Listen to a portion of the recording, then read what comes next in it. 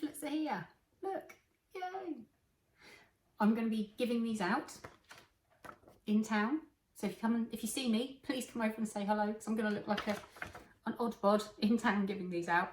And I'm going to try and get one into every single household in East Wight. So please, if you'd like to come and give me a hand and be part of the Reform UK leaflet army in East Wight, then let me know or get in touch, and I'd love you to come and help me.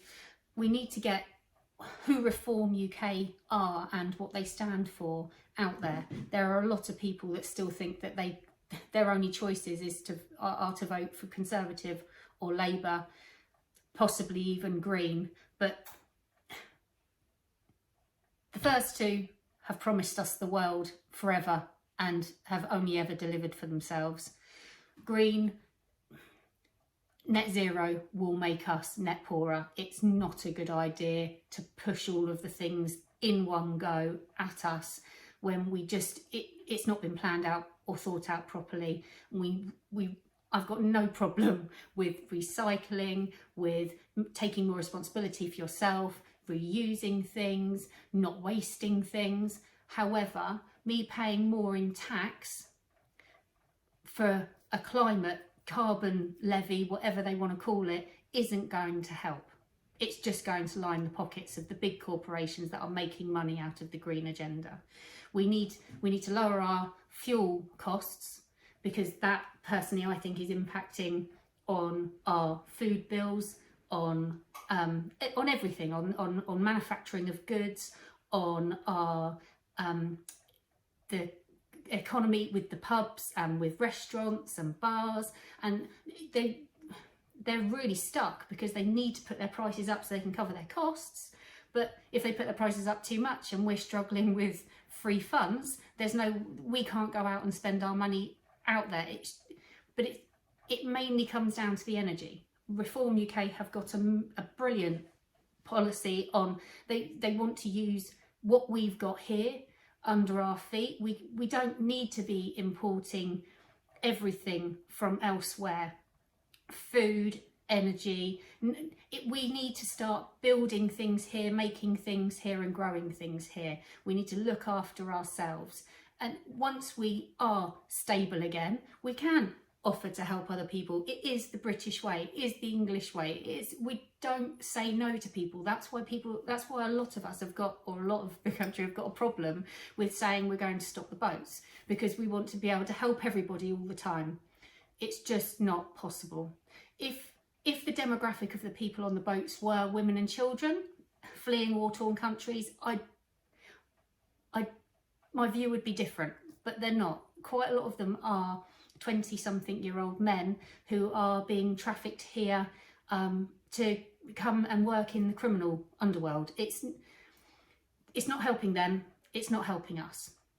We have got problems with all of the systems within the country, with the NHS, with our prison systems, with the school system. We've got really good bones, but everything needs to be reformed and looked at properly. There's too many people with their fingers in too many pies, and all of the funding that goes in ends up going straight back out, but to the wrong people. A lot of our companies and organisations are owned by foreign conglomerates or investment groups. It is the same on the Isle of Wight. We have that very issue because our ferry companies they're not even UK owned. They need to be Isle of Wight owned, really. They need to be owned by people in Hampshire at least, but they're not. And the prices keep going up, the service level keeps going down, and nobody that could do anything really has an incentive to do anything, but quite a lot of them have got financial interest there, and it's just not in their benefit. But it would benefit us, the people. It's the same with the energy companies and the banks, the mortgage rates. The only people that are making money out of this are the people at the very top. We don't benefit from any of it because the property market slumps, the manufacturing goes down, so jobs go down, the job opportunities go down, happiness, just general well-being. People are miserable, scared, frightened, and after the last couple of years we've had of being terrified to even go out without a mask covering up, which we now know don't work, masks on our faces, not allowed to see nan and granddad when they're actually really, really poorly, and what would make them happiest is to see their grandchildren, but no, grandchildren weren't allowed to go around to see them because they were full of germs, remember? I just, we need to start opening our eyes to what's really going on, who really matters, what really matters, and standing up for ourselves. We can do this. I totally believe that we can make a difference. I know people say, oh, there's only two parties, and if you don't vote Conservative, Labour are going to get in, and Labour are just as bad. You've got to try and do something. And Reform UK seem to have good ideas. At least they're different. There's something, they've promised that they will, within 24 months, get the NHS waiting list down to 0. They have promised that they will at least look at fracking, that they will give the benefits of any profits that are made from any fuel that is UK owned back to the people, and make sure that it's not sent off to the very top of the CEOs of the corporations that own them. They're going to be looking at producing more here, lowering our taxes so that we've got more money in our pocket. They're going to abolish one of the absolute best things that I think personally, we work really, really hard to try and save for the future, whether that's for our own future in our retirement, but sometimes people don't get there, and then that gets passed on to their children.